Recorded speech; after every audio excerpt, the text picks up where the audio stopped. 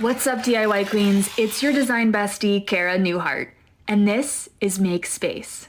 Welcome back to Make Space. It's me, Cara, and today we are talking about everything I've messed up.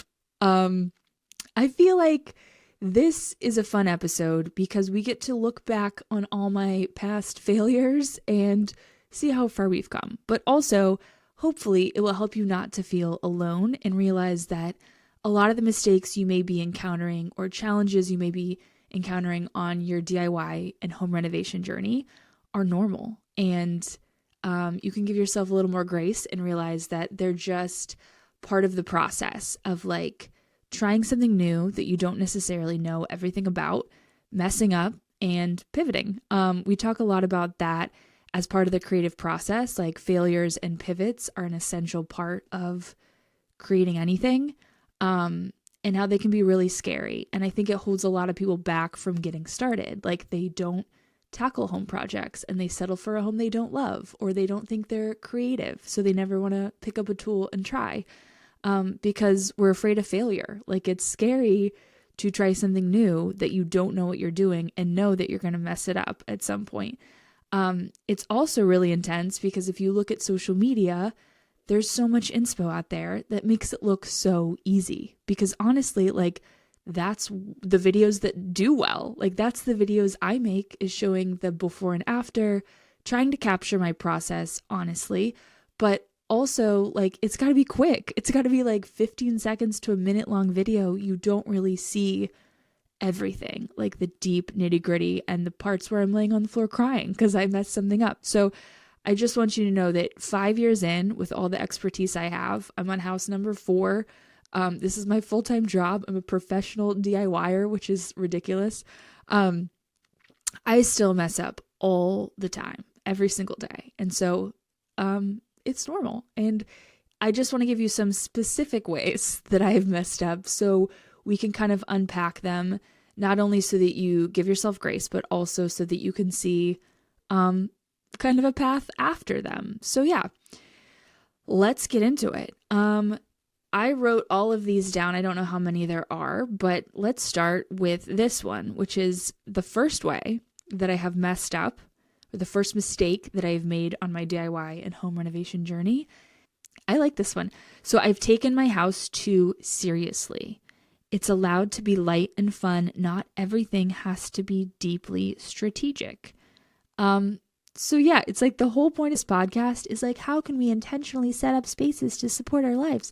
But sometimes it's allowed to be fun. Like you can have a cheesy throw and decor pillow for Halloween because it makes you happy. Like not everything has to be so serious and so intentional. Like you're allowed to have fun with your house, and you're allowed to do things that break the rules or look cheesy and don't look polished because you like it and it makes you happy. And so I think finding that balance between like, am I being intentional enough about setting up a space that supports me, and am I letting myself have fun and just live here and like actually live in this house instead of over curating it to the point where it feels like a museum or it feels like I can't like relax.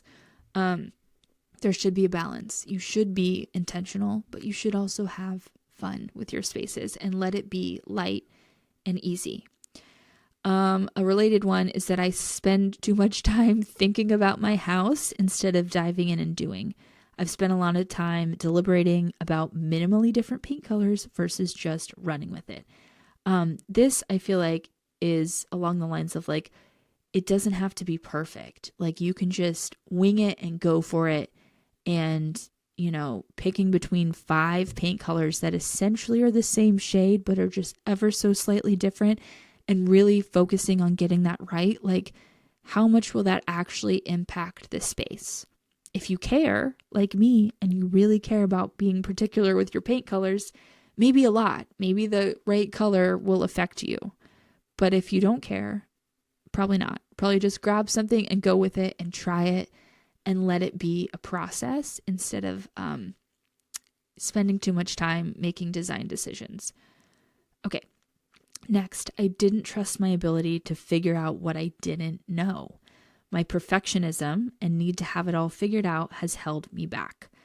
So I feel like this goes into like when you don't start something because you feel like you don't know what you're doing, letting yourself like know enough to begin the project, but not know everything and know that you'll learn it along the way. And so when we want to like be a perfectionist, we want everything to be perfect, it can hold us back, and we can actually like not get started. We can actually procrastinate because things aren't perfect, and so we don't start. So let yourself be messy and let yourself know that like there's things that you don't know. There's things you don't even know that you don't know. But if you trust yourself to experiment and you trust yourself to get started, those will be illuminated, and then you can learn, and then you can figure it out. Okay. I didn't allow myself full creative freedom. Thinking about resale value, other people's opinions, things being wasteful or frivolous held me back from making fun and bold creative choices. So there's a balance between like how are we making good investments in our spaces and buying things that actually make them better for us and for the home going forward, like if we're to resell it.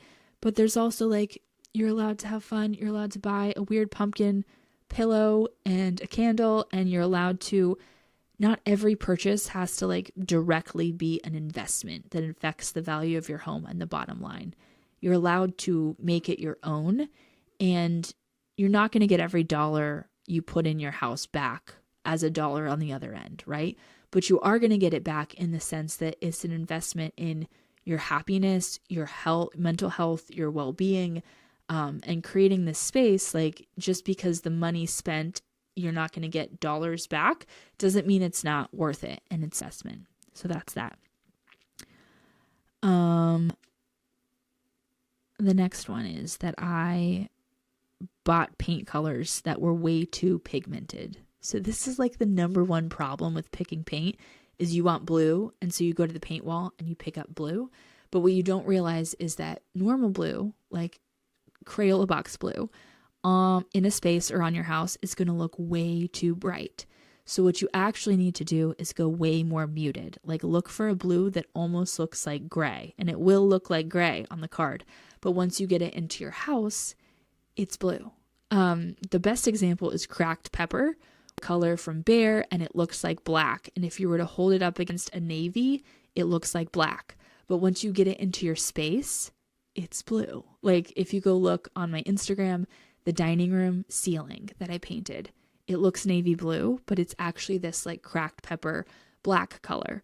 So if I give you one tip for picking paint, it's always go way more muted and way more like grayed and faded looking than you think you need to. Don't get the bright color, and it's going to make your house look more polished. Okay, 3 more. I tried hard to define my style and put it in a box versus letting my style ebb and flow and grow with me. So I thought I needed to have like my style clearly defined. I needed to be able to describe what is my style and have terms and phrases that describe it. When really like my style can just be me. It can just be things that I like, and it can be a collection of different elements that I like. It doesn't have to be a set style. I think people just like to define their style because they like parameters around like what am I going to put in the search box, or how am I going to explain my style to other people. But it can just be you and what you like. The next one is that I bought cheap tools instead of investing in quality ones that would last. So it can be really tempting when you're first starting out to just grab the cheap tools, which in some cases they're actually fine. Like a drill, cheap drill, it's going to get you pretty far. But there's certain tools that investing in higher quality ones are actually going to last longer, and they're actually easier to use, like because they work better. So things like a scroll saw is a weird example, but a cheap scroll saw is so rattly. It's like, and you won't even be able to like hold things down. And then your work and your cuts will be really sloppy, and you'll think it's because you're the problem and you don't know what you're doing yet. When actually, if you buy a nicer saw with less rattle, you'll be able to make better cuts even as a beginner. So it's hard to know which tools to buy as investment versus just basics. But I would say basics would be like a drill, nail guns, even unless it's like a framing nailer or a pin nailer, just like basic nail guns. Things you want to get nicer are usually like saws, or at the very least, buy a cheaper saw, but add a nice saw blade because it will cut better. And so just realizing that like cheaper doesn't always mean better. And sometimes when you invest in yourself in terms of tools, you're going to have like a higher level of commitment to learning because you spent money, so you're invested and you'll actually take the time. I have not been grateful for all the flops and fails it took to get here. I viewed them as mistakes versus lessons. And some examples of this is that I didn't know what work gloves were, so I was using gardening gloves for a long time instead of work gloves. I also used to not wear shoes in my workshop. We don't know why. That just felt like it was okay to do. And now I'm horrified that ever happened.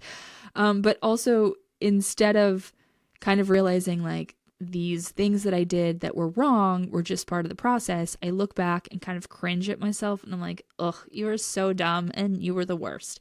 But realizing like there's this thing called cringe mountain where it's like you have to be cringy at first before you get good. And no matter how cool you think you are when you just start, looking back, you will always cringe. You will always be like, oh my gosh, what was I doing? Just because you just don't know. But letting yourself be bad and viewing your mistakes as like lessons and a rite of passage versus like you are a bad person because you did that. But being grateful for fails and flops.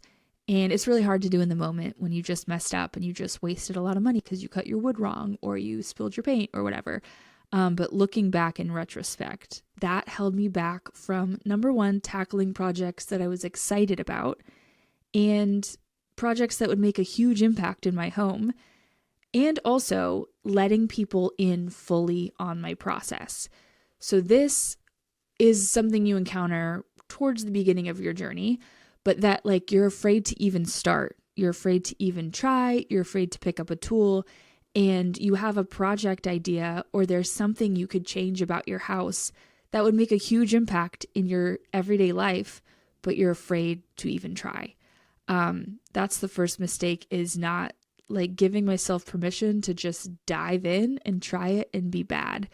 And then the side effect of that is that because I was afraid to try and I was afraid to mess up, I couldn't let myself mess up. So then I couldn't let other people see me mess up. So the process that I was going through that was very normal of like making mistakes and learning, I didn't want anyone to see that. So I didn't let anyone in on that, which is a disservice to everyone. Like it's a disservice to me because if you let people in on your process, like the mess and the mistakes, like yes, there's going to be people that judge you, but there's also going to be people that help you, that see that and are like, oh yeah, I made this mistake before and here's what you should do instead. And so you're like cutting yourself off from help because you're afraid of judgment. And also I wasn't helping other people. Like I was making it look like it was easy or that there wasn't any problems. And this is like way long ago before now, where I just put it all out there and it is what it is. And I still make dumb mistakes like cutting a board a foot too short and we all get to laugh about it together. But letting people in on your process is so vulnerable. Like it's such an intimate part of the creative process. And it's so hard to let people like see you mess up and be okay with that. And honestly, it takes a lot of practice. And the practice is just doing it, like messing up and letting people see and then realizing you didn't die and it was all okay. You as you are today wouldn't be here if that past version of you wasn't cringy and weird and failed and messed up. I compared my house to online inspo, like way too much. We all do this. Like, I'm not saying don't look at online inspo and compare it to your house and be like, how could I make my house better? I'm saying that when photos and videos of other people's houses that you have never been in, that you have never stayed at or lived in, are your source of inspiration and your like bar for what you want your house to be, you're just setting yourself up for failure, because those photos are a snapshot, a moment in time, a little point. Your house is a living, breathing environment that you're in every day. And so there may be snapshots of time that it could look like those photos, but it's not going to be every day because you live there. So I was comparing myself to online inspo as like the bar or the marker of like, this is what my house should be. This is what my house should look like. And then when it didn't look like that, I would beat myself up, or I would have feelings of like lack, like my house sucks and this is horrible and I don't have enough and it's not good enough. Online inspo should be inspiring. It should give you ideas and creative like inspiration for things you could do in your house or a way you could live in your home differently. It shouldn't be like a metric or a marker or a standard. So that shift is changing the way you use inspiration. Instead of it being a goal or a target or a bar, it becomes like part of the process, like helpful inspiration along the way. I bought things for project ideas without a full plan. I saw something at Home Depot and I sparked an idea, and so I bought it. This, again, maybe just specific to me, but there was a definite era where I was just procuring things for projects that weren't fully formed ideas, and it's like I needed to get the thing so that I remembered the idea, and I needed to get it right then because it was on sale or because I wanted it. And I had full intentions of like doing the project, but I just like essentially started too many things simultaneously and didn't like commit to one, create a full idea, and finish the project. This, I have since learned, the root of the problem is that I didn't actually know what I wanted. Like I had a piece of an idea that I was really inspired by, but I didn't take the full time to put intentionality behind it and see like what all needed to happen in my house. Like, how is it actually going to make my house better? How is it going to look? Not just like, here's what we can make, here's what it can look like, but like, how will it actually fit into my overall vision for my space? So I feel like a lot of creative people struggle with this, like starting something you don't finish and then moving on to the next thing. Could be an ADHD thing, could be there's too many ideas in too little time. So we just have to start them all and hope that we'll finish them. But I would definitely say this could be either end of the spectrum, right? Because other people plan too much, and then your procrastination is that your idea is never fully ready or the plan is never fully ready, so you don't start. Versus this is like you start, but you start without a plan, so then it doesn't get done. And either way, things aren't getting done. So yeah, just ask yourself where you're at on that spectrum. But I would always recommend having a fully fleshed out plan before you begin a project. And then along the way, if you want to change things, and you always will, you still can. But don't go buying things before you know fully what you're doing. I chased trends because I didn't trust my own creative point of view. This is a good one.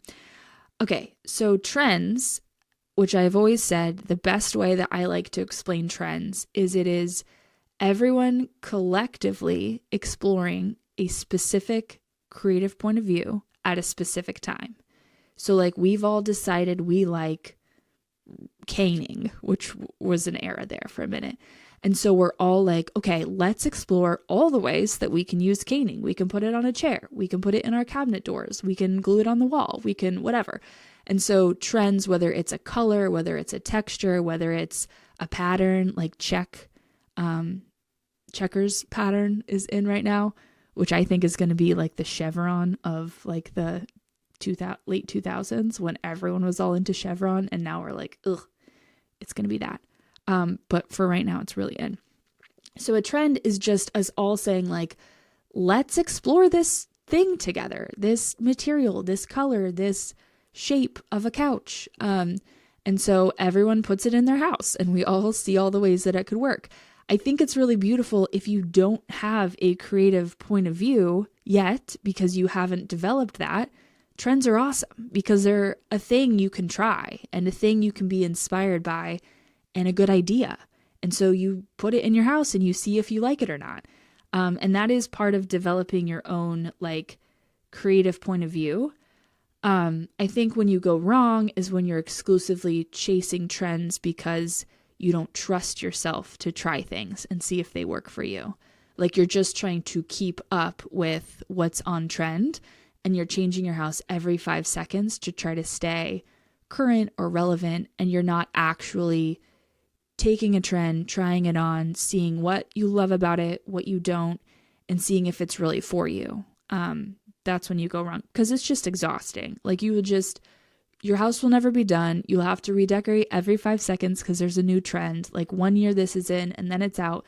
And so you will just burn yourself out because you're not listening to your own creative perspective in your space. I designed my house for me only instead of considering what other people in my house wanted or needed. This was interesting because I, for a long time, would not admit that this was a phenomenon that was happening. I think I feel like I did consider my family to some extent, like my husband and my daughter, like what they wanted, and tried to design spaces for them. But definitely like the common areas were like my vision. And it was like, if I don't want this here, it's not going here and we're getting rid of it and it's moving out. And so it was not a collaborative environment in terms of design. Like I kind of picked a vision and went for it and it didn't really matter what anyone else thought. Luckily, everyone is pretty flexible and was just like, yeah, whatever mom does is fine and that'll work. But I think now I'm kind of realizing like the benefit to collaborative design, like when you actually get everyone that lives in the house and let them have buy-in and let them have like an opinion on what's happening, it just makes the space better. And it's like, it makes the space feel like theirs, especially for kids' rooms. And there's ways to work with their wild kid ideas that aren't like, they want to paint the whole room lime green. Like maybe let's try a lime green comforter that we can use for 5 years and then get rid of when we're tired of it. Or using paint because we're able to undo it. And so there's ways to like balance this, but I think it's really important to design collaboratively with all the people that live in the space. I'm still working on that because I have strong creative visions. And so sometimes it just feels like it has to be my way because I can see it and no one else can. But yeah, that's something that I think is really important and not talked about. And I think some people have partners where it's like, oh, they don't care. And my challenge to you would be, do not care, or do they not think that you care what they think? Or do they not trust their own creativity? Like it's something they just haven't done before. They never got to weigh in on what their space looks like. And so they don't know how, and they would actually like to be a part of the process if you would include them in a way that like you're listening to their opinion and letting them pick things, or at least talking about it together. Okay. Next mistake. I DIY'd things that it was more expensive to make than just buy them. So essentially, I didn't properly weigh materials cost. This for me, I like love the process of making something, and I love the process of it being like custom, and also being able to look at something and be like, I made that. Like that's really empowering. But sometimes it is less expensive to just buy something than to try to make it. So, and this, I feel like people that are more budget conscious and doing DIY because they're trying to save money are a little more conscious of this. But yeah, just making sure you're balancing like investment of money, but also investment of your time. Like sometimes it makes more sense to buy something and customize it than to build it from scratch and try to make it. Again, this might be a niche problem because I like making things. Probably not everyone suffers from that. This one's kind of funny. I designed spaces for hypothetical events. So like parties, dinners, holidays that I wanted to have. Like when I would design the dining room, instead of being like, oh, we could use this every day. And what would that look like? Like, what would we need to make this room functional every day? Instead of that, I was like, okay, well, when my family comes over, all my siblings, and I host the holiday once a year, what are we going to need? And I designed the whole room around this like hypothetical family holiday gathering. We didn't really use the dining room like ever, but like we could have. If it would have been well designed to work in our everyday life, we would have used it. But I designed for these hypothetical events. And this goes into something I say a lot, which is like when we have a concept of what our dream home is, right? A lot of times that dream home is, we don't actually want that space. We want the person we think we would be if we had that space. So I think when we can identify like the end game of like who we think we're going to be if we have this amazing space, and make sure that we're designing a space to support our everyday life, but not this idealized space, which in my case apparently was hosting dinners and parties and family events. And that's because that's like, I love having my family over and I love having everyone together. And I had some sort of belief that if I had this perfect dining room, it would make the family gathering better. And it's like layers, right? Like, what are we physically doing in the space? But also what's our like idealized version that we're shooting for? And how do we make sure that we're not creating a room for this made up pretend version instead of doing the right things to get there? That was like a whole speech on self-development, but super interesting. Okay. I put pressure on every design choice I made to be forever. I think this happens more when you're spending a lot of money on something. Like I remember buying a couch back when a couch was like the biggest purchase ever to me, and thinking like, I'm going to have this couch forever. So I better choose like something that will last forever and just, see myself using forever. It can also be things that are just like intense, like to move all your furniture and paint a whole room can feel intense. So it's like, we better pick the right color so we can only do this once. But when you put that kind of pressure on things, it's like no choice is going to be forever. Like no matter what you pick now, in a few years, it's going to be outdated if that matters to you. Or you're just going to be sick of it and want to like refresh things and change it up. There are things you can keep forever if you like really truly love, but I don't know about you. I'm not the kind of person that really keeps anything forever. I like things to be fresh and dynamic and evolving and changing. And that's what makes me feel like comfortable and what makes me feel like I'm growing. And so there's really not anything I want forever. So I've shifted that perspective to be like, what phase of my life am I in right now? And what do I want my house to support me right now? And then how do the design decisions like align with that? I intertwined my identity with my house. I made what my house looked like mean something about me and my worth.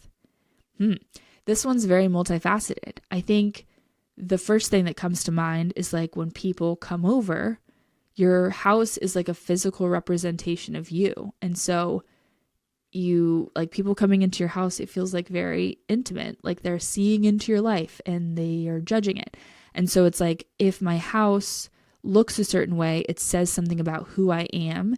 And we all do this in certain ways. Like for some people, it's not your house. Like your identity is intertwined with your job or your appearance and your outfits or capability and intellect. And so it can be different things, but if it's your house, it's like so hard because having your house mean like something about your worth is just, it's like a lot of work. Like your house should support you and your everyday life, and that's going to change. Like some days it's going to be a mess and some days it's going to be really pulled together, but that should not indicate anything about your worth.